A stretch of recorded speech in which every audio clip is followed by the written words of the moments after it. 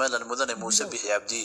waxaana loo soo diray qaybo kala duwan oo kamid ah waaxaha ammaanka ee Mareykanka iyadoo u muuqatay in laamaha ammaanka lagu sii wargeliyay waftiga sare ee ka socda Soomaaliland madaxweyne Bixi iyo waftigiisa markay ay ka soo degeen madaarka Dallas International Airport waxa halkaas loogu sii diyaariyay inuu madaxweynaha ka soo qaado Ashley Thompson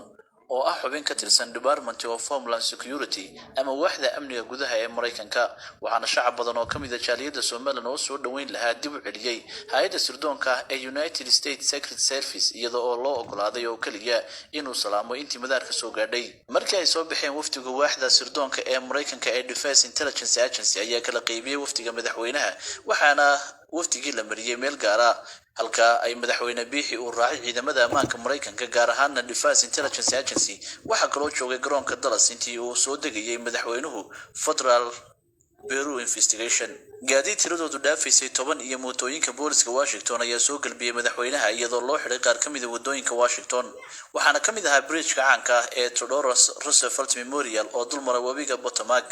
kaasoo isku xidha Washington iyo Virginia waxaana halkaasi lagu arkayay qaybo kamid ah sirdoonka dowladda Mareykanka ee loo yaqaano Secret Service Uniform Division iyo Capital Police kuwaasoo mas'uul ka ah ilaalinta guriga cad iyagoo taagnaa inta badan wadooyinkii uu marayay madaxweyne Bixi iyo waftigiisu sidoo kale mootooyinka booliska Washington ayaa taagnaa agaarka wadada wabiga